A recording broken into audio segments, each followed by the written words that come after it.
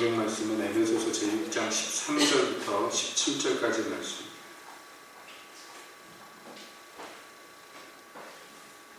13절부터 17절까지 말씀 읽어보시겠습니다. 그러므로 하나님의 전신갑주를 취하라. 이는 악한 날에 너희가 능히 대적하고 모든 일을 행한 위에 서기 위함이라. 그런즉 서서 진리로 너희 허리띠를 띠고 의의 흉배를 붙이고 평안의 복음에 예비한 것으로 신을 신고 모든 것 위에 믿음의 방패를 가지고 이로써 능히 악한 자의 모든 화전을 소멸하고 구원의 투구와 성령의 검 곧 하나님의 말씀을 가지라. 아멘. 하나님, 이 시간에 주의 말씀 듣기를 원합니다. 주 오셔서 말씀하시옵소서. 예수님의 이름으로 기도합니다. 아멘.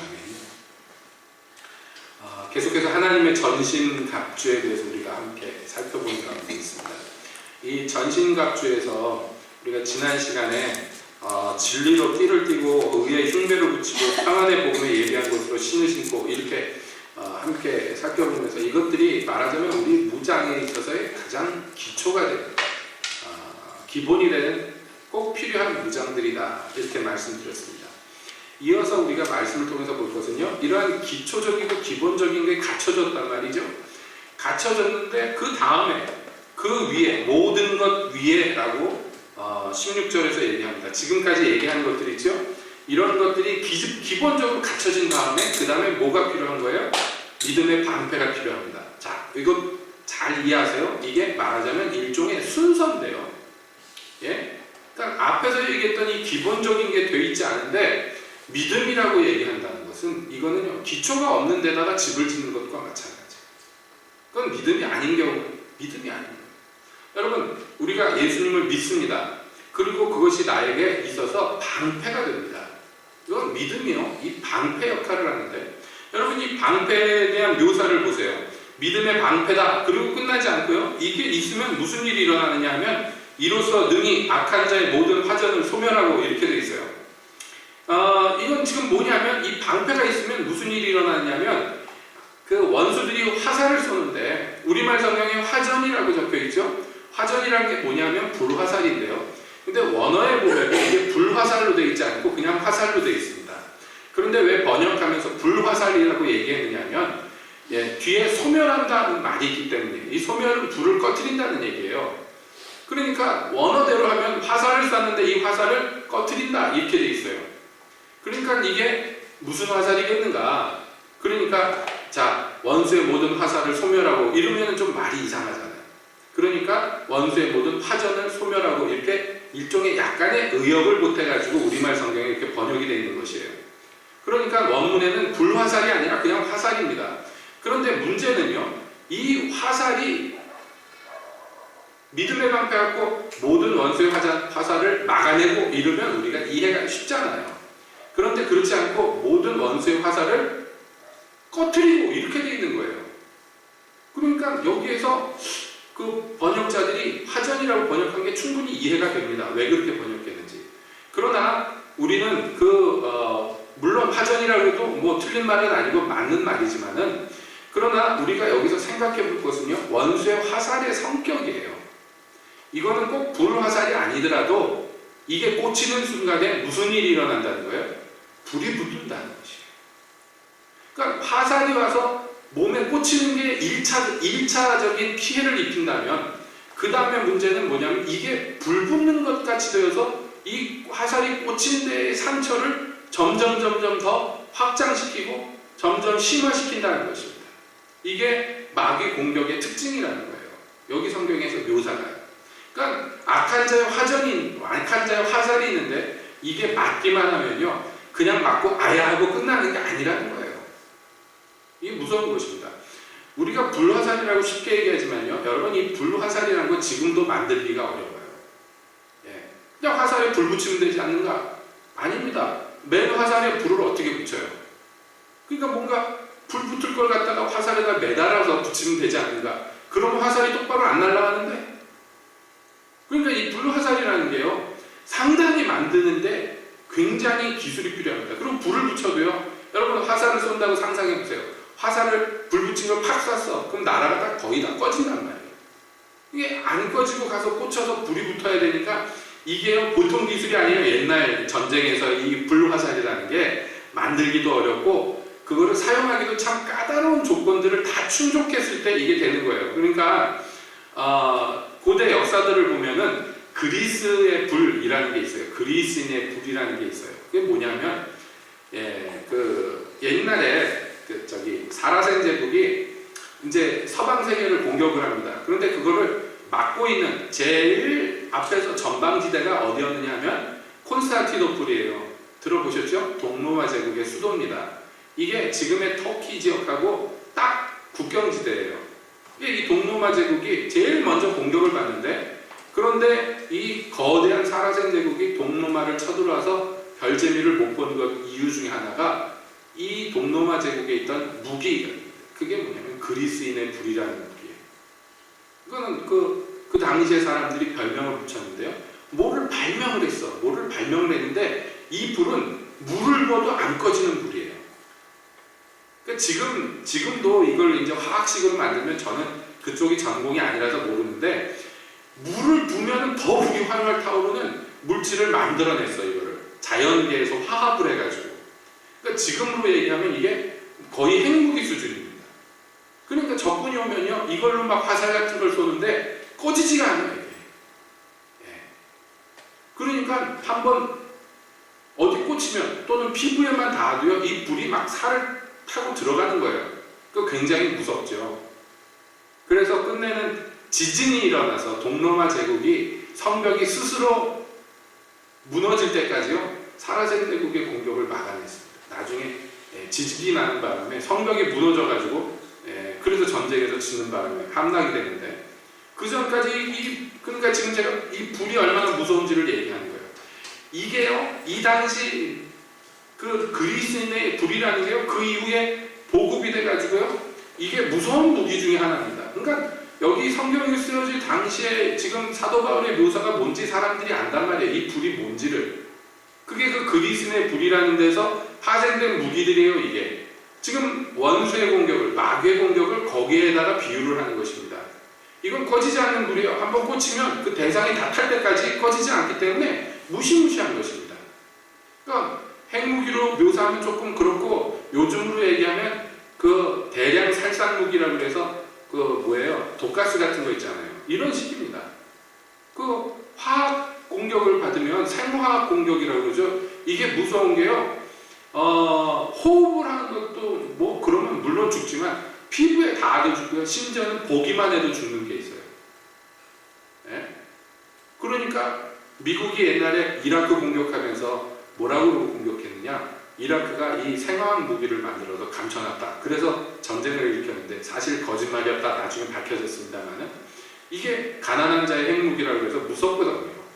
그러니까 이 고대 사회의 불도 그리스인의 불도 마찬가지입니다. 근데 마귀의 공격을 이렇게 묘사했어요. 여러분 이게 이 묘사가 적절하다고 생각되시죠? 예, 마귀가 공격한 게 우리한테 그대로 적중되면요. 이게요. 맞아서도 아프지만 그 후유증이 어마어마하게 큽니다. 불이 붙어. 꺼지지 않는 불이 붙어. 여러분 이걸 마음을 받아들이면 예를 들자면 어떤 미운 놈이 있어. 한번 미워하면요. 이게 뿌리가 뽑혀서 사랑으로 바뀌는 거 어마어마하게 힘듭니다. 그 원망이라는 게 좀처럼 안 사라져요.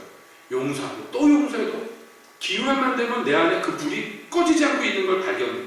그렇죠? 이게 안 꺼지는 거예요. 중독들도 마찬가지예요. 내가 옛날에 알코올 중독자였는데 예수 믿고 끊었습니다. 끊은 것 같죠?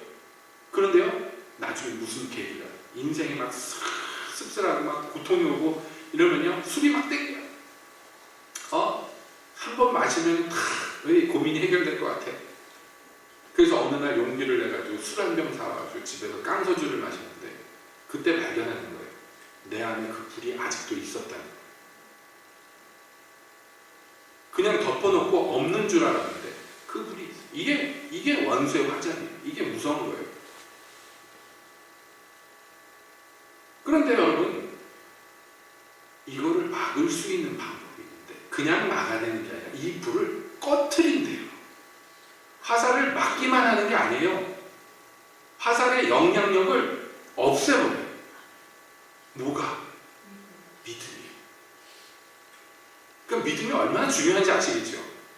이 믿음이 없으면요, 이 공격에서 살아남을 길이 없는 거예요. 그러니까 믿음이 지금 중요한데 그 믿음이 방패와 같은 역할을 하는데 뭐라고요? 모든 것 위에 이 믿음을 이라고 얘기했어요. 그러니까 이 믿음이 제대로 작동하기 위해서는 앞에서 언급한 것들이 제대로 그 몸에 장착이 되어 있어야 된다. 왜 그렇습니까? 제가 말씀드렸잖아요. 앞에 얘기했던 것들이 기본이라니까요. 기초라니까요. 여러분 생각해 보세요. 내가 믿음이 있다. 그런데 그 믿음이 진리에 기초하지 않으면, 예? 그러면 어떻게 돼요? 이 믿음은 거짓 믿음이에요. 잘못된 걸 굳게 믿으면 이건 믿음이 아니에요. 그냥 저 혼자 확신하는 거지. 그건 성경에서 얘기하는 하나님 앞에서의 믿음이 아니란 말이에요. 하나님 앞에서의 믿음은 내가 좋아하고 내가 안 좋아하고 이런 차원의 문제가 아니에요. 하나님께서 옳다 인정하시는 것이 이 믿음의 기초란 말이에요. 그러니까 내가 믿습니다 해서 되는 게 아니라니까요. 제가 잘 인용하잖아요. 그 많이 인용한 말씀이 있잖아요. 똑같은 비슷한 시기에 일어난 일인데 인도네시아에 대부흥이 일어났을 때 그 인도네시아 정글에 사는 사람들이요, 전도를 하러 나갔는데 홍수가 나서 강이 엄청나게 물이 많아졌는데 저 건너편에 무슬림 마을에 가서 전도해라 하는 하나님의 명령을 듣고 가는데요, 전도팀이 건너갈 길이 없는 거예요. 물이 불어서. 근데 이들이 기도하고요, 믿습니다 그러고 물 위를 걸어갔어요. 그 무슬림들이 강변에 나와가지고 저 건너편에 있는 기독교인들을 조롱하다가 그들이 물 위로 걸어오는 걸 보고 기겁을 해서 다 예수 믿었어요. 근데 비슷한 시기에 우리나라에서 삼각산 기도원에서 대학생들 모여가지고 기도회를 하는데요, 또 홍수가 나가지고 기도원 올라가는 길이, 예, 냇물이 불어가지고요 건너갈 수가 없게 됐어요. 그래서 대학생들이 모여서 발을 동동 구르는데 이화여대생인가 2명이요 믿음으로 선포했어요.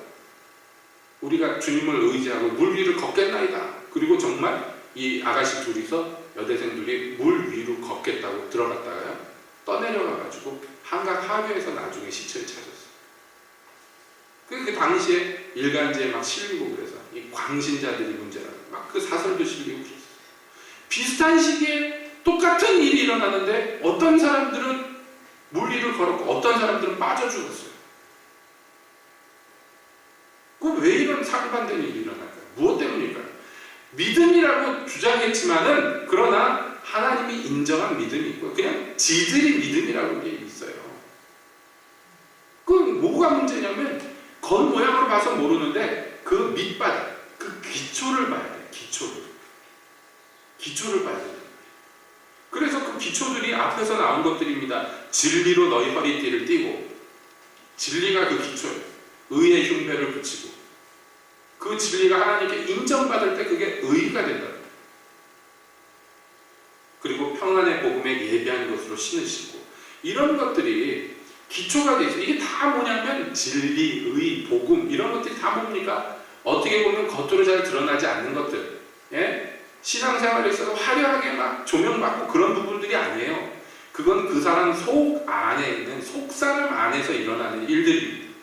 이 기초적인 게 다 그렇습니다. 이 기초가 정말로 진리에, 복음에, 하나님의 의에 기초하고 있을 때에 그 위에 믿음의 방패가 덮이면 이게 능력으로 나타납니다. 원수의 화살이 날아오지만 화살을 막고 화살의 영향력도 제거해버려요. 이게 믿음의 방패. 그래서 그 불을 꺼트린다고 그렇게 성경에서는 적고 있는 것입니다. 그러니까 여러분, 전신갑주를 취하라 했을 때 이게 가벼운 얘기가 아닙니다. 이제부터는 슬슬 뭐냐면 공격에 어떻게 대비할 것인가, 어떻게 실제적인 전투가 일어날 것인가를 설명합니다. 앞서서 얘기했던 것들 뭐냐면 뭐 진리로 허리띠를 띠고 의의 흉배를 붙이고 복음의 신발을 신고, 이건 다 뭐냐면 기초 장비를 갖추는 자기의 문제라고 볼 수가 있어요. 근데 이제 믿음의 방패부터는요, 적군하고 직접 맞닥뜨릴 때 일어나는 일들을 더 조명하고 있는 것입니다. 적의 공격이 옵니다. 일단 그것을 막아야 돼. 막으려면요, 이 모든 기초 위에 믿음의 방패가 있어야 돼요. 그뿐만 아닙니다. 믿음의 방패로 그러면 악한 자의 모든 화전을 소멸해서 그 다음에 뭐예요? 구원의 투구 나옵니다.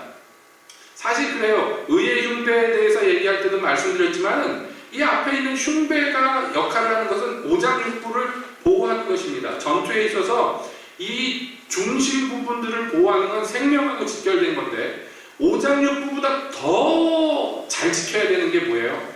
뇌, 머리죠. 머리. 여러분 영화 같은 데서 보면 아시지만 이 배 같은 데 총 맞으면 금방 안 죽고 할 말 다 하고 죽지만은 머리에 총 맞으면 그냥 직사예요. 머리에 총 맞고 얘기하는 뭐 주인공 보신 적 있어요? 전쟁 영화에서? 없어요. 머리에 맞으면 그냥 가는 거예요. 그냥 한 방에. 그러니까 이 머리는 단단히 보호해야 돼요. 그래서 여러분 어느 나라나 군인들 보세요. 다른 데는 그냥 천으로 된 옷을 입고 우리나라도 그렇잖아요. 군복 입고 돌아다니지만 머리에는요 쇠로 된 모자를 쓰고 다니는 것은 이유가 다 있는 거예요. 머리를 보호해야 돼. 뭐든지. 전쟁에서만 그런 게 아니죠. 하다못해 오토바이를 타려고 해도 머리 보호하느라고 헬멧을 쓰잖아요. 왜냐면 오토바이 타고 가다가 자빠져가지고 팔다리 부러지는 거는 어떻게 고칠 수 있는데 머리가 어디 땅바닥에 부딪혀서 그러면 이거는 힘들거든요. 네? 오토바이를 안 타보셔서 모르나? 네. 저 왕년에 오토바이 타보다가 여러 번 자빠졌습니다. 차가 와서 바다가도 자빠지고 얼음판에 미끄러져서 자빠지고 안 죽고 산 게 용하죠. 네. 그거 한번 땅바닥에 자빠지면요 그냥 뭐 아스팔트에 굴르면은 만신창이 됩니다. 그냥 네. 몇 달 쩔뚝거리고 돌아다녀야 돼요. 그런데 산 거는 그나마 헬멧을 쓰고 있어서 항상 살았죠. 헬멧 안 썼으면 죽었을 거예요. 그러니까 머리를 보호하는 게 그렇게 중요합니다. 그래서 성경에서 이 전신갑주에도요 머리를 보호하는 게 나오는데 그게 투구예요. 투구인데 무슨 투구냐 봐보세요. 무엇의 투구예요? 구원의 투구예요. 이게 굉장히 중요한데요. 머리를 보호한다. 이건 육체적으로 얘기할 때는 이해가 되는데 이건 지금 영적인 무장이잖아요. 영적인 무장인데 머리를 보호한다? 이건 무엇을 의미할까요? 그래서 전통적인 해석으로 얘기할 때 이 머리를 보호한다는 건 우리의 뜻과 생각을 보호한다는 것이에요. 여러분, 적군의 공격이 있는데 우리의 머리를 공격할 때 무엇을 공격합니까? 이게 굉장히 중요한 부분이에요. 이것도 머리를 공격을 하는데 왜냐하면 머리만 일단 한 방 데미지를 입히면 얘는 사람 무시를 못한다는 걸 적군이 알기 때문에요. 우리의 이 생각과 뜻을 오염시키기 위해서 애를 씁니다. 그렇기 때문에 예수님도 다른 것을 경고하지 않으셨어요. 뭐라고 그랬냐면 너희는 바리새인과 서기관의 바리새인과 사두개인의 누룩을 주의하라 그랬어요. 이 누룩이라는 게 들어오면 어떤 일이 일어나느냐 영적으로 보면 그 사람의 믿음의 기초가 되는 이 사상이 오염이 된다. 누룩이라는 게 다른 게 아니에요. 그 생각하는 바를 약간 변질시키는 것이 결국은 몽땅 다 못쓰게 만들어. 이 누룩이. 이것들이 뭐 마귀가 와서 뿌려놓는 가라지 이런 것들이 그런 것입니다. 생각을 바꾸는 오염시키는 거예요. 조금씩 변질시키는 거예요. 예? 여러분 이게 무서운 공격입니다. 다른 화살들이 와가지고 막 아프게 하고 괴롭게 하고 그러는 건 우리가 공격받는다는 걸 금방 알 수 있는데요.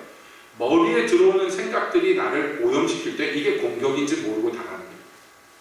죄의 유혹들도 그런 종류입니다. 죄의 유혹이에요. 죄의 공격이 아니라 유혹이 들어와서 사람의 생각을 오염시키고 그 정도면 괜찮지 않을까? 이래가지고 타협을 보게 만들면요. 그 사람은 절단나는 거예요. 여러분 지금 세태가 흐르는 걸 보세요. 오늘날 세태가 흐르는 걸 보십시오. 이게 뭐냐면 생각과 사상을 오염시키는데 아주 집중되어 있어요. 오늘날의 문명이라는 게. 그래가지고 지난번에도 말씀드렸지만 지금 인류 문명의 전체 흐름이 뭐냐면요. 진리에 대한 상대주의예요. 그러니까 절대적인 진리가 없다는 것이에요. 어떤 사람에겐 이것이 진리고 어떤 사람에겐 저게 진리니까 서로 그냥 이해하고 살자 이거예요. 서로를 인정하자. 자, 너는 이성애자라서 그래서 남자가 여자를, 여자가 남자를 사랑하지만은 그러나 동성애자들은 너하고 생각이 달라. 동성이지만 서로 사랑해. 그리고 더 소수지만 양성애자도 있어요. 양성애자는 여자 남자 가릴 것 없이 그냥 사랑하면 그게 사랑이야. 여자랑도 사랑, 남자랑도 사랑. 이게 양성애자예요. 다 인정하고 다 포용해야지 그 사람이 건전하고 옳은 사람이에요. 지금 이게 세태의 흐름이잖아요. 여기에서 동떨어진 게 누구냐면 골수 기독교인들, 예, 골수 예수쟁이들. 아니야! 성경에서 그랬는데 동성애는 죄라고 했어. 에이구 저기 야만이들 이렇게 되버려. 그런가? 기독교인 중에서도요. 그런 사람들이 있어요. 그런가? 그렇지. 시대가 변했는데 우리가 몇천 년 전에 적힌 성경을 따라가도 되겠는가? 그래가지고요. 어떤 교단에서는 동성애를 인정하고, 예? 어떤 교단에서는 목사를 또는 신부를, 주교를 동성애자로 그 동성애자라고 자기가 밝힌 사람들을 그 인정하고 거기다 세웁니다. 여러분 상상해 보세요. 목사님이 동성애자예요. 그 사람이 설교를 하면 여러분 거기서 들은 사람들은 뭐가 되겠습니까? 상상해요. 홍석천이 여기 나와가지고 설교를 한단 말이에요. 어? 이게 다 뭐예요? 이게 다 사상과 생각을 오염시키면, 물론 제가 이해를 돕기 위해서 극단적인 예를 들었지만 대부분 그렇게까지 극단적이지 않고요. 소소한 데서 생각을 오염시키고 생각을 사로잡아요. 자, 그러면 어떻게 되느냐? 생각이 사로잡힌 사람들의 특징은 뭐냐면 고집스러워요. 안 버리는 거예요. 오염됐기 때문에 자기 생각을 포기 안 해. 어떤 그 외국의 목사님이 그런 얘기를 했어요. 기독교인들이 천주교인들하고 얘기를 하면서 당신들 성모 마리아를 왜 신성시하느냐, 그 우상 숭배 아니냐 이렇게 얘기한다는 거예요. 성경에 어디에 성모 마리아를 그렇게 숭배하라고 돼 있느냐고 개신교도들이 얘기하면요, 천주교인들이 옳고 그른 걸 따지는 게 아니라 자기 어머니가 모욕당한 걸로 생각해서 분노한대요. 그 사람들에게 무엇이 옳은가가 중요한 게 아니에요. 예? 여러분 보세요. 어제도 막 100만 명, 200만 명이 모여가지고 박근혜 대통령 나가라고 막 그러는데 한쪽에서는요, 우리 사랑하는 박근혜 씨를 왜 공격하느냐고 막 흥분하는 사람들이 있잖아요. 그 인터넷에 구미에서 그 지지자들, 박근혜 지지자들이 집회하는데 어떤 사람들이 말도 안 하고 피켓 들고 박자 들고 두 번째가 근자 들고 세 번째가 해자 들고 뭐 태진 이거 들고 가만히 서 있는데 이분들이 화가 나가지고 니네들 왜 여기 와서 이거 들고 있냐, 아무 소리도 안 하고 들고 있으니까 나중에는요 점점 흥분하니까 뭐라고 하면 죽여! 그래서 두드려 패고 막 부시고, 이게 서서히 흥분하니까 나중에 죽여라 뒤에서 막 소리 지르니까 앞에 사람들이 주먹질하고 막 그러더라고요. 그걸 또 다 찍어서 올려놔요 요즘에는. 그러니까 거기에서 발견하는 정신이 뭐냐면 옳고 그러는 게 문제가 아니야. 현실이 뭐가 문제가 아니에요. 내가 좋아하고 내가 사모하는 분을 왜 공격하냐. 이것도 좀 극단적인 예인지 모르겠습니다. 근데 기독교 안에서도 똑같은 일들이 일어나요. 어떤 종파에서 어떤 교리 하나를 붙들고 늘어지면요, 그게 잘못됐고 성경에서 틀렸다고 아무리 얘기해도 안 들어. 왜냐하면 이 머리가 맛이 갔기 때문에. 이걸 뭐라고 그냥 성경적으로 설명하면요, 이 세상 임금이 사람들의 마음을 혼미케 한다. 옳고 그른 걸 따지지 못하게 합니다. 여기에서 빠져나오려면, 여기에서 보호받으려면 그러므로 뭐가 필요하고요? 구원이 뭔지에 대해서 딱 서 있어야 돼요. 머리가. 다른 게 아니에요. 이걸 뭐라고 성경에서 한마디로 요약하냐면 구원. 여러분 구원이 뭐예요? 에? 옛날에 그런 개그들 많이 했어. 예. 요즘은 그런 거 아재 개그라고 그러는데 옛날에 다 개그가 그랬어요. 구원이 뭡니까? 10원에서 하나 1원 뺄 거요. 뭐 이렇게 하는 이런 옛날 개그들이 있는데 그런 구원이 아니죠. 구원이 뭐냐? 여러분 이거 얘기하려면 정말 양도 많고 얘기도 깁니다. 그러나 지금 그게 초점이 아니에요. 뭐가 문제냐면 이 사람의 사상과 이 사람의 생각과 이 사람의 마음이 무엇으로 무장되어 있냐면 구원에 대한 바른 생각, 구원에 대한 올바른 지도가 머리에 딱 새겨져 있는 거예요. 여기부터는 무슨 문제냐면 앞에가 기초적인 문제였다면 이제는 심어학습의 문제. 우리가 구원에 대해서 얘기하려면 잘 얘기할 수 있어요. 예수 믿는 것, 구원이 뭡니까? 예수님을 영접하고 받는 것, 이런 식으로 얘기하면 맞아요. 그러나 구원은 거기서 멈추는 게 아닙니다. 여기서 구원의 투구, 즉 머리와 생각과 뜻을 보호할 수 있는 수준의 구원이라는 것은요, 훨씬 깊고 훨씬 놀라운 것이에요. 제가 직접 들었는데 저희 청년 때 이제 막 성경 공부를 하고 양육을 받고 그럽니다. 여러분, 그런 그 제자 훈련하는 그 동네에서 어느 선교단체 간사다 그러면 이 사람은 거의 신급이에요. 인간이 아니야. 과장이 아닙니다. 여러분도 지금 성경 암송들 하잖아요. 성경 공부하시는 분들. 성경 암송하면 힘들죠. 남은정 집사님. 예? 지금 몇 개까지 하셨어요? 5개? 김경희 집사님은 몇 개 하셨어요? 암송? 9개. 힘들죠? 자, 9개까지 했어. 근데 문제는요, 이게 쌓이면은, 예를 들어서 69절을 외웠어. 네, 선교단체에서는 그렇습니다. 69절을 외웠는데, 60번째 딱 외우고 끝나는 게 아니에요. 내가 69절 외웠죠? 그러면 일어나라고 그래가지고 39번, 뭐, 떠들썩 나와야 돼요. 그냥 외우는 게 아니라 이게 딱 체계가 잡혀 있어야 돼. 69절 끝나니까, 그 다음에 159절 나오고, 그 다음에 무슨 369절 나오고, 이 코스가 쫙 있는데 이게 다 외워졌어. 그래서 어디에 몇 번 그러면 두루룩 나오는 거예요. 이게 훈련 끝난 거예요. 그리고 끝나면 이제 더 이상 외울 게 없잖아요. 그 다음에 나오는 게 뭐냐면 그 암송 카드 사이즈로 아주 좋은 종이로 만든 카드가 팔아요. 백지 카드. 그럼 자기가 적어서 외우는 거예요. 그 다음부터 타임테이블이라고 해서 하루의 계획을 딱 세웁니다. 아침에 시간별로. 그래서 그대로 사는 거 훈련받아서 체크받아요. 리더한테.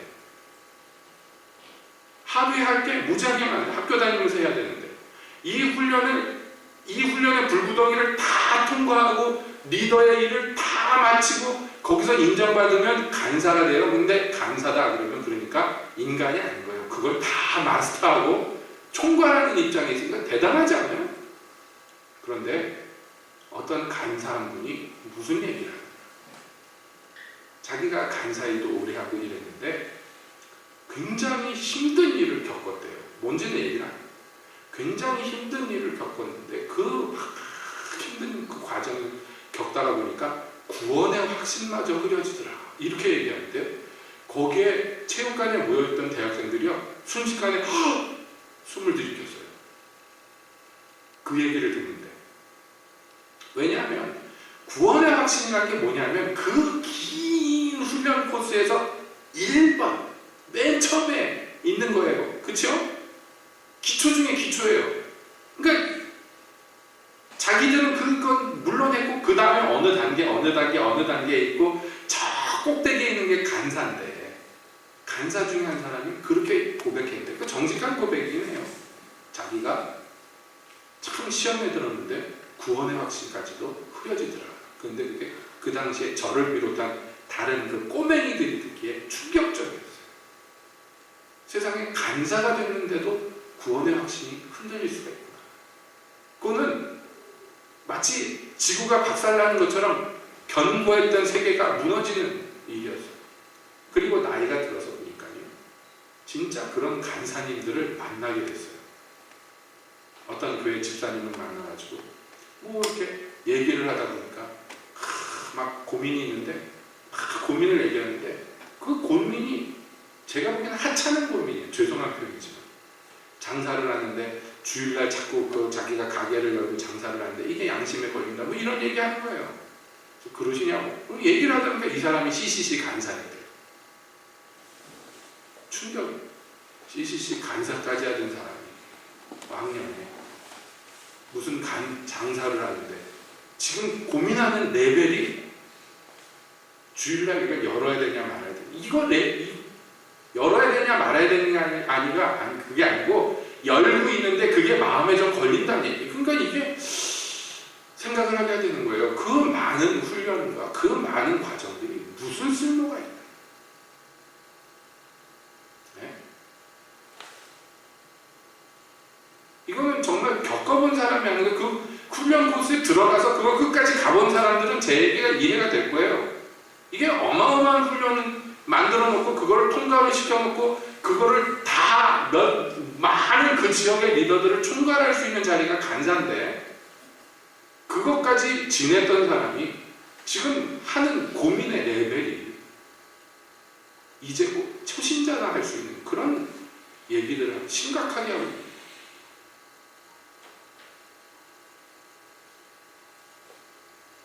다 왜 그럴까요? 뭐 때문입니까? 물론 그 얘기가 그 인생에 많은 일들이 있었겠습니다만 그러나 한마디로 요약하면 그분이 구원의 투구를 안 써서 이거 관리를 제대로 안 해서 이거 벗겨지면요 여러분 간사고 교황이고 목사고 상관없어요. 예수 안 믿는 사람만도 못해지는 거예요. 이게 이 모자가 벗겨지면 이 투구가 벗겨지면 말씀드렸잖아요. 머리 공격당하면 즉사라니까요. 애구애구 할 필요도 없고 무슨 피가 나네 뭐 이게 없어요. 머리통에 맞으면 가는 거예요. 그냥 골리앗도 이마박에 자갈 하나 맞고서 쓰러져 죽었는데 여러분 이 구원의 투구라는 게 그러니까 얼마나 중요하고 중요한 거죠. 실감이 나시려면 모르겠는데 여러분도 정말 이 구원의 투구가 벗겨져 보면 알 거예요. 이게 인간이 망가지는 게 얼마나 순식간인가. 전에 신앙생활했던 것들이 다 얼마나 허탈하고 허무한 것이 돼버리는지. 구원이라는 것은 그러므로 결론적으로 얘기하면 뭐냐면 구원은 어디에 있습니까? 내게 있는 게 아니에요.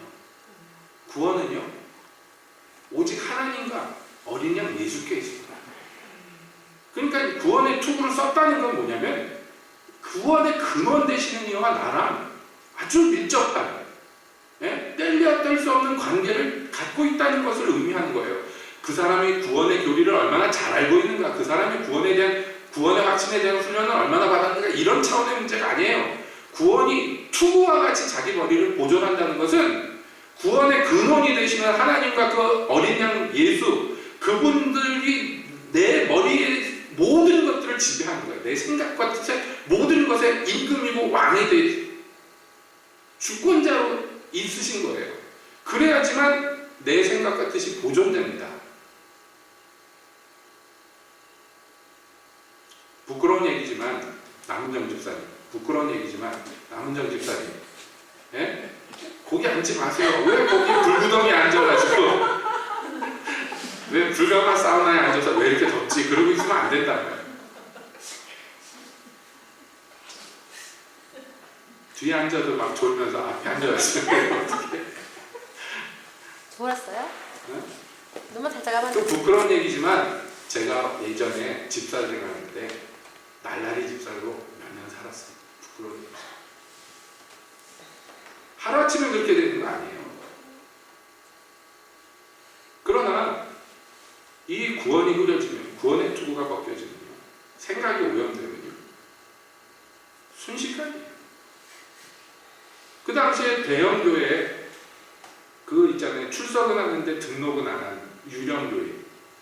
등록하면 괴롭히거든. 뭐 구역에 뭐 들어가라, 뭘 해라 그러니까 살살 피해 다니는 거예요. 여자 전도사님이 찜해가지고 올 때마다 노려보고 자꾸 와서 말 걸려고 그럴 때 살살 피해가지고 대형교회는 그게 좋거든. 통로도 여러 개니까 요리 갔다 저리 갔다 그러면서 주일날이 되면 예배를 안 드리는 건 아니에요. 예배를 드리는데 내 편한 시간에 예배가 몇 부가 있으니까 얼마나 좋아요. 내 편한 시간에 보통 11시 예배 가죠. 11시 예배가 제일 사람도 많고 뭐 11시에 가야지 될 것 같잖아요. 근데 뭐 좀 피곤하거나 오늘 귀찮고 그러면 한 잠 더 자고 뭐 텔레비 틀어놓고 구경하고 뭐 이거저거 보고 점심 먹고 나중에 한 2시나 뭐 4시 예배 가면 되지. 얼마나 편해요. 자기 위주. 여러분 이렇게 몇 년 살면요 폐인이에요. 이거는 신앙적으로 보면 기독교인이고 예수님 부인한 것도 아니고 뭐 술 담배하고 막 그런 건 아니지만은 그러나 그 생각과 마음이 폐인이에요. 주님을 사랑하는지도 모르고 옛날 기억은 있어. 근데 그 사랑이 어떤 건지 맛도 느껴지지 않고 냄새도 나지 않아요. 주를 위해서 인생 바치고 이런 거에 대한 감각도 없고 그래야 된다는 건 알지만 그게 나하고 전혀 생각. 어느 날이었어요. 아침에 일어나 주일날 아침에 교회 가려고 보니까 귀찮아. 아 오늘 한번 정말로 한번 하루 그냥 놀아볼까? 그런 생각이 이게 오염이에요. 테레비를 틀었는데 재미있는 걸 해. 그날따라 재미나게 히히덕거리도 보는 거예요. 한 3시쯤 됐는데 그래도 찝찝해. 하루 이렇게 완전히 땡가버리면 하나님이 화낼 것 같기도 하고 그래서 그때서 이제 주섬주섬 해가지고 뭐 5시 예배쯤 됐을 것 같아요. 갔어요. 그럼 다른 사람들도 대부분 비슷해서 그쯤 오는 사람들은 대부분 어떤 사람들인지 알죠? 그냥 그렇게 오는 사람도 많지도 않아. 그러니까 피차 편하잖아요. 그러니까 알죠. 그래서 그날따라 그 오후 예배를 가가지고 앉았는데 이게 웬일이에요. 성찬식을 하네.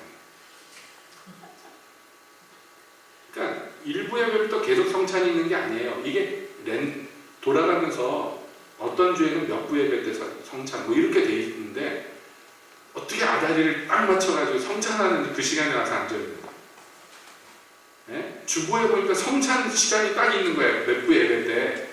도망도 못 가고 딱 그때 느낀 게 뭐냐면 하나님이 날 잡았구나.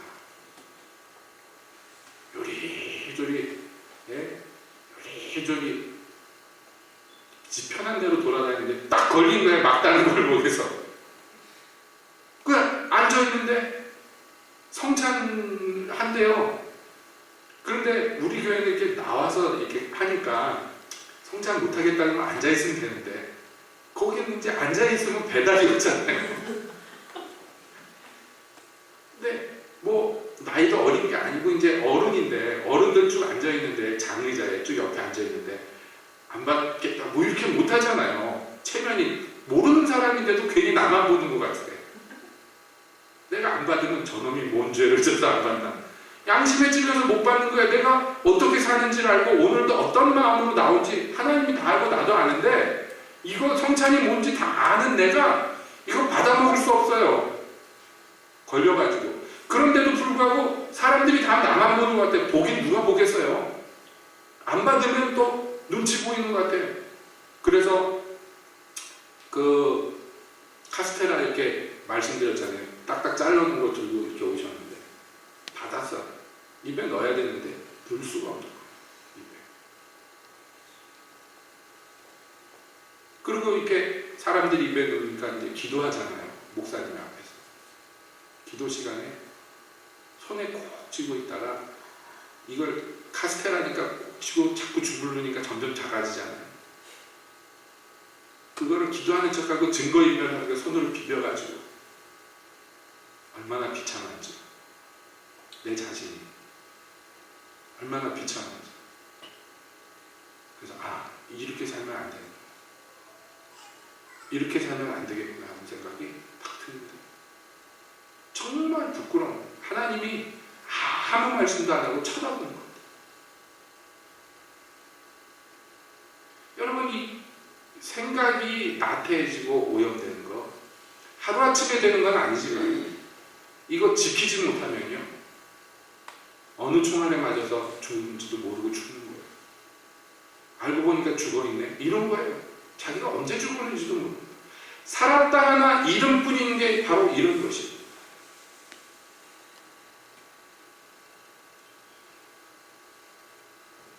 안 그렇게 되려면 어떻게 돼?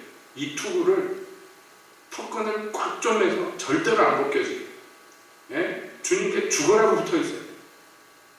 여러분 지금 이 시간에 생각해보세요. 내가 하나님하고 예수님하고 내가 얼마의 거리를 갖고 있는가.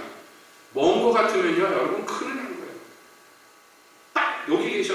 딱 옆에 있어. 이래야지 돼요. 예수님 어디 계셔요? 여기. 딱 느껴져요.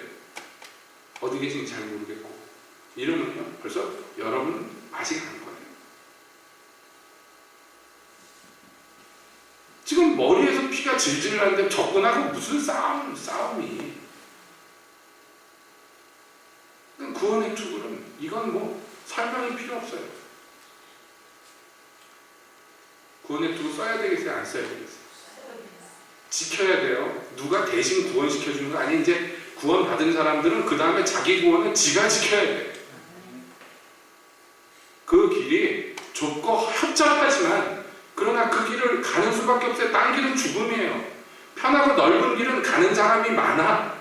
좋으니까 거기 가면 죽어요. 잠들고 거기 가면요 죽어요. 그러니까 여러분 똑바로 정신을 차리도록 구원에 두고 질끈 묶어 절대로 흔들리지 않도록 머리에 잘 쓰십시오. 아멘. 아멘. 그리고 마지막에 있는 게 뭐냐? 성령의 검. 여러분 이 얘기 너무 잘 아시죠? 성령의 검 그래놓고 설명이 나오는데 곧 하나님의 말씀을 가지라 이렇게 돼 있어요. 이게 마지막에 있는 건데 이 전신갑주 얘기 나올 때마다 하는 얘기예요. 이제까지가 다 방어와 이런 것과 관련되어 있고 딱 하나가 공격 무기가 있는 게 뭐냐? 여기 나오는 성령의 검이다. 이게 하나님의 말씀이다. 이렇게 돼 있어요. 근데 이것도 생각해보면 참 희한합니다. 그냥 자 보세요. 하나님의 말씀인데 왜 그걸 하필이면은 성령의 검이라고 이름을 붙여놨어요. 생각해 보셨어요? 자, 하나님의 말씀 그러면 누구예요? 이거는 인격으로 부르면 하나님의 말씀 그러면 예수님. 그러니까 하나님의 말씀 곧 예수님의 검을 가지라 그러면 우리가 딱 이해가 될 것 같아요. 한 방에. 근데 성경은 그렇게 되어 있지 않고요. 성령의 검 곧 하나님의 말씀을 가지라. 그러니까 왜 이 검이 하필이면 성령의 검일까? 제가 설교 준비하면서 생각을 해봤어요. 이거 왜 하필이면 이름이 성령의 검일까? 왜냐하면 성경에 나와 있는 이 하나님의 말씀이다. 그러면 이건 다 거의 100% 다 예수님 얘기예요. 예수님. 그렇죠? 예수님 얘기예요. 계시록에 보면은 예수님이 나중에 재림하시는 장면이 계시록 19장에 나와 있는데 하얀 말을 타고 나타나시는 이 예수님이 뭐라고 지금 설명되어 있냐면 이렇게 돼. 그의 입에서 예리한 검이 나오니 그것으로 만국을 치겠고 친히 그들을 철장으로 다스리며 이렇게 나와요. 그 입에서 날카로운 칼이 나와. 누구 입에서요? 예수님 입에서. 왜냐하면 그분이 하나님 말씀이에요. 그래서요 나중에 짐승도 잡히고 거짓 선지자도 잡히고 짐승의 표를 받은 자들도 다 잡혀. 그래서 그 산채로 유황불에 던지우는데 그 나머지 그 유황불에 두목들이 던져지고 나머지 것들은 어떻게 되느냐? 그 나머지는 말탄 자의 입에서부터 나오는 검의 죽음에 모든 새가 그들의 살로 배불리더라. 이렇게 되어 있습니다. 이 검이 뭐냐면 예수님 입에서 나오는 검. 예수님 입에서 나오는 검. 뿐만 아니라 이 검이 뭐라고 묘사되느냐면 성경 말씀이다. 이렇게 번역이 돼요. 아니 해석이 돼요. 그래서 모든 성경은 하나님의 감동으로 된 것으로 자 암송해 보세요.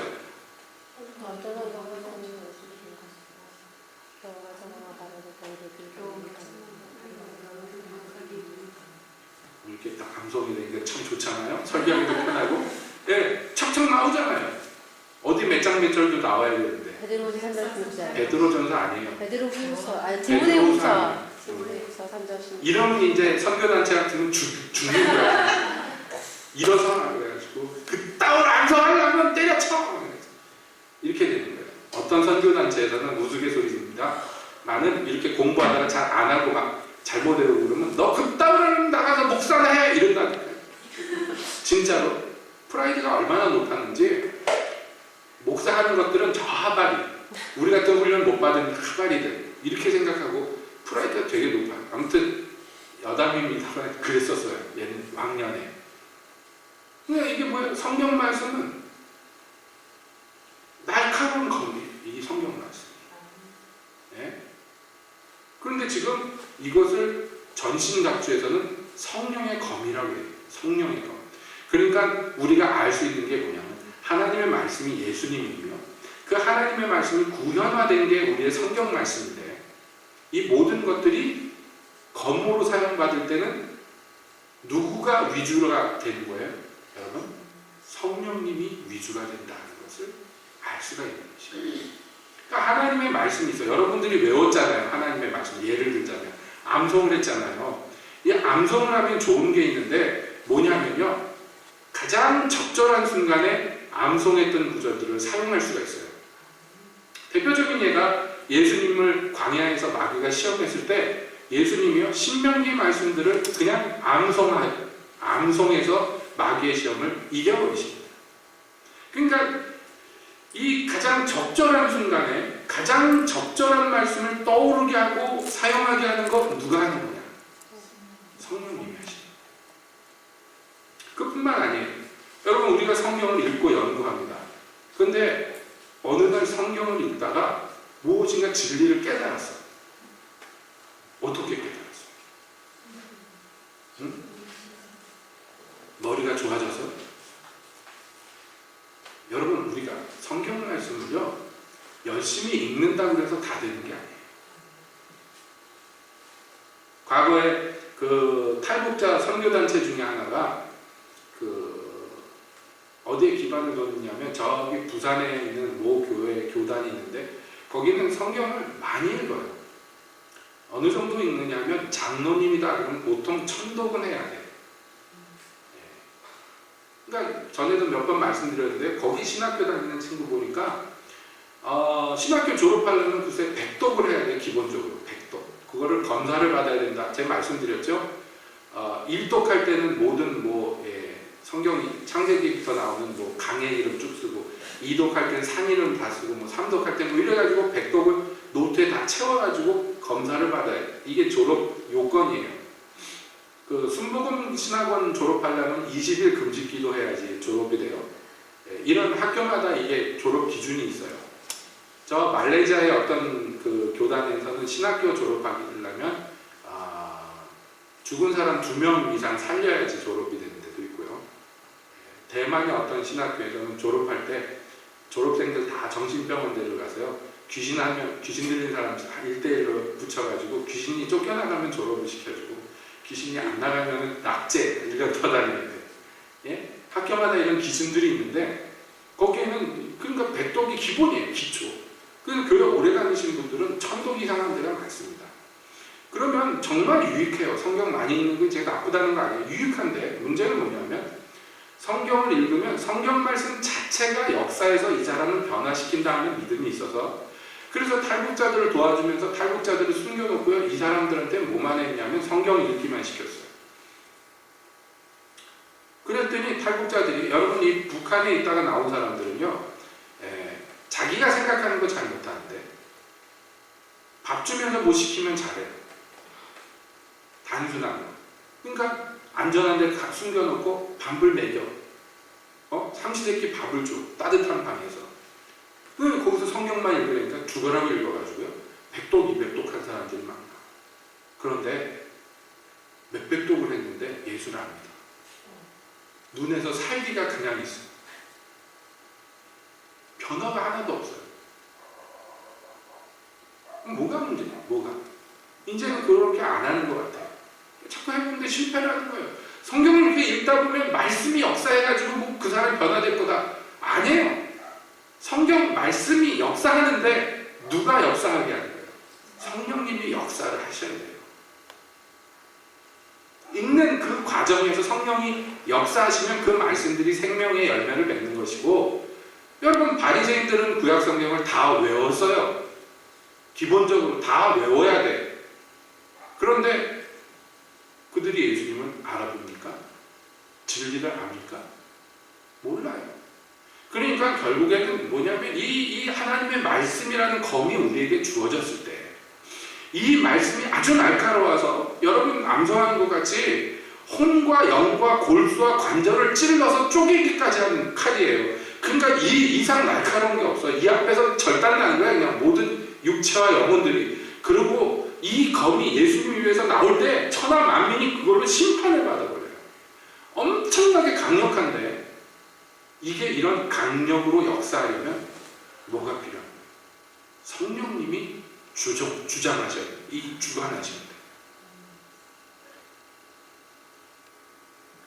그래야지 이 칼이 재구시를 해서 적군을 쳐서 무찌르는 거예요. 여러분 뭐 이것도 극단적인 예인지 모르겠는데 귀신 들린 사람들한테 가가지고 성경 말씀을 인용해서 막 꾸짖, 성경을 암송해가지고 옛날에 요한 웨슬레 목사님 그렇게 했어요. 그랬더니 귀신 들린 사람이 착 쳐다보더니 믿음이 없구나 그랬대요. 안 나갔대요. 여러분 귀신 들린 사람들이 성경 인용 어마어마하게 잘해요. 귀신하고 얘기해보면요, 어떤 귀신들은 성경 박사예요. 별별 구절들 얘기를 다 해요. 그잖아요. 예수님이 자꾸 말씀으로 대적하니까 마귀가 나중에 뭐라고 시편 말씀을 인용해가면서 천사들이 내 발을 상하지 않게 할 거지. 뛰어내려봐. 성경을 모르는 게 아니에요. 마귀도 성경 연구 많이 한다고 해요. 그러나 문제는 그는 성경에서 진리를 못 만나. 절대로 마귀는 달달달 외워도요. 여러분 우리 수준이 마귀보다 나아야지 이게 무기가 됩니다. 무기가 되기 위해서 결국에는 성령님께 사용받아야 되는데 이것도 얘기하려면 말이 많죠. 여러분 성령님께 사용된다는 게 도대체 무엇일까요? 도대체 무엇일까요? 이것도 배울 거지. 제가 처음에 성령을 받고 나서 성령님을 알게 되고 나서 이제 성령님께 관심이 많고 성령님에 대해서 연구도 많이 하고 그러면서 배워가는 과정에서 이렇게도 역사하시는구나 저렇게도 역사하시는구나 하는 것을 경험을 하게 되는 거예요. 누가 가르쳐주면 별것도 아닌데 가르쳐주는 사람이 딱히 없으니까 이거를 이제 몸뚱이로 배우는 건데요. 예를 들자면 이런 거예요. 기독교 서점에 갔어요. 가가지고 오늘 무슨 책을 살까? 그러는데 누가 이렇게 끌고 가요 나를? 이상하다? 이게 뭐지? 뭐라고 말은 표현 못하겠는데 누가 나를 어디로 책자루를 끌고 가서 책들이 꽉 꽂혀 있는데 어디 책을 딱 보는데 거기가 마치 그 무슨 조명을 갖다 누가 거기다 팍 쏜 것 같이 실제로 그렇게 뭐 빛나고 그런 건 아닌데 딱 꽂힌 거예요. 처음 보는 책, 처음 보는 제목인데요. 이게 뭐지? 이게 나한테 일어나는 일이 뭐지? 그러면서 이게 뭐지? 그러면서 그걸 뽑아가지고 와서 샀어요. 그런 책들이요. 말하자면 제가 이 신앙의 길을 걸어가는데 마땅히 도와줄 사람이 없는 가운데서 저를 도와주는 아주 지침이 되는 책들 그렇게 많이 만났어요. 그러면서 배우는 거예요. 성령님이 이런 데까지도 간섭을 하시고 이런 것까지도 지도를 해주시는 거예요. 물론 서점에 갈 때마다 그런 건 아니에요. 근데 나중에 기대를 한단 말이에요. 오늘 혹시 성령님이 가르쳐 주시는 뭔가 있을까? 이러는 거예요. 그러면서 배우는 거예요. 전혀 모르는 것들을. 어떤 사람을 만나서 얘기하는데 제가 뭘 알겠습니까? 그런데 그 사람하고 얘기하면서 눈을 이렇게 딱 봤는데요. 눈 안에 말로 표현할 수 없는 어두움이 있는 거예요. 그걸 그냥 알게 되는 거예요. 그게 뭔지 몰라요. 그런데 그 순간에 알게 되는 거예요. 이게 내가 말로만 듣던 악한 영의 세력이구나. 그걸 누가 설명해 준 것도 아닌데 알게 되는 거예요. 그래서 예수님의 이름을 꾸짖으니까 나가는 거예요, 귀신이. 이게 누가 가르쳐주고 한번 보여주고 시범이라도 보여줬으면 조금 수월했을 텐데 그런 것도 없을 때 알게 되는 거예요. 이게 성령께서 가르쳐 주신다는 게 이런 거구나. 이런 걸 배워가는 거예요. 하나하나 배워가면서 알게 되는 거예요. 성령님이 이런 것도 하시는구나. 성령님이 저런 것도 하시는구나. 배워가는 거예요.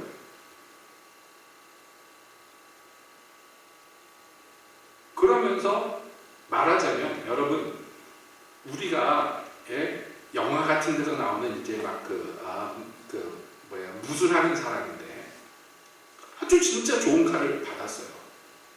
그런데 칼이 아무리 좋아도 휘두를 줄 모르면요 이건 나무 막대기나 별 소용이 없는 거예요. 그렇죠? 그러니까 그 다음부터 뭘 해야 되느냐, 이게 칼 휘두르는 법을 배우는 거예요. 그런데 이 칼을 휘두르는데 이 날카로운 칼을 잘못 휘두르면 자기가 다쳐요.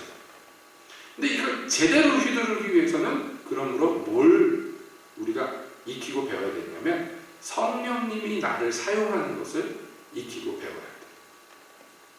성령님이 인도하는 게 뭔지, 성령님이 감동하는 게 뭔지, 성령님이 나를 어떻게 사용하시는지 이런 데 민감하고 이런 데 깊이 들어갈 수 있는 여러분 이런 것들을 우리가 배워서 배우면 배울수록 그것이 내 몸에 익혀지면 익혀질수록 이 칼의 진가가 드러나는 거예요.